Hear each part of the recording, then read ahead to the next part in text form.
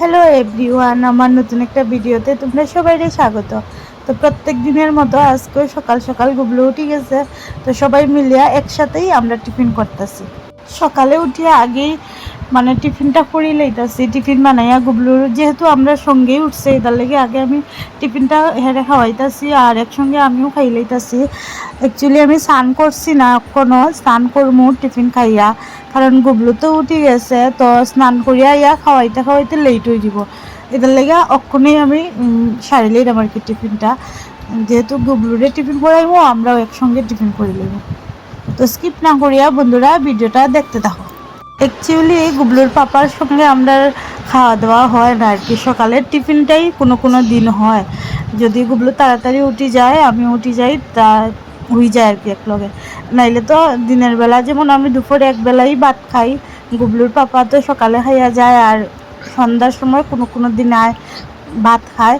তার লেগে গুবলুর পাপার সঙ্গে আর খাওয়া হয় না। রাত্রিবেলাও এরকম হয়, বেশিরভাগ দিনেও হ্যাঁ অনেক লেটে আয়, 12টাও বাজে কোনো দিন। গুবলুর পাপার সঙ্গে আর আমরা খাওয়া হয় না। গুবলু তো ঘুমাই যায় আর আমার তো হয় না, আমিও খাইয়া লাই। তো সকালে টিফিনটা হের সঙ্গে খাই আর কি, চেষ্টা করি খাওয়ার, ভাল লাগে সবাই একলগে খাইতে আর কি। আর ওখানে আমি স্নান করিয়া দেখো ডালটাও সম্বাস দিলাইছি, বানাই লাইছি।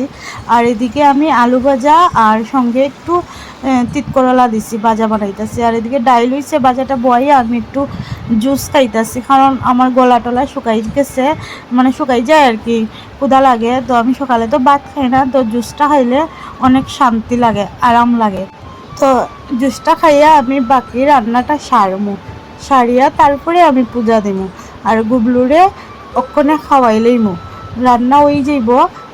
রান্না হওয়ার পরে গুবলুরে খাওয়াইমু। এদিকে দেখো বাজাটাও হইয়া গেছে। আর দেখো কুকারে গুবলুর খাওয়ানটি আমি বসাই দিতেছি। কুকারে আমি ডাল সিদ্ধ করছিলাম, এই কুকারেই বসাই দিছি। আর বাজাটা হয়ে গেছে, অনেক ক্রিস্পি হয়েছে বাজাটা। আর এদিকে দেখো এই ডুগাটি, কাটা ডুগা, এটি আমার কাটতে অনেক কষ্ট হয়েছে। কালকে কাটিয়া রাখছিলাম রাত্রেবেলা, এটি অনেক কাটা। তো ডুগা দিয়া আর ট্যাংরা মাছ দিয়া বানাইমো আর কি। আর ওই দেখো আমি খাইতে রাখছিলাম কালকে রাত্রে টমেটো আর আলু, এটি দিয়া ছোটো মাছ দিয়া বানাইমো ভাবছিলাম। আর আলুটি দেখো না কালো হইয়া গেছে। তো আমার রান্না শেষ, ওখানে আমি রান্নাঘরটা ক্লিন করে লইছি, ওখানে আমি পূজা দিতে আইছি। তো দেখো বৃন্দা দেবীরে আমি ঠাকুর করে আনতাছি, পূজা দিব তার লাগে আর কি। তো স্কিপ না হইয়া বন্ধুরা ভিডিওটা দেখতে থাকো।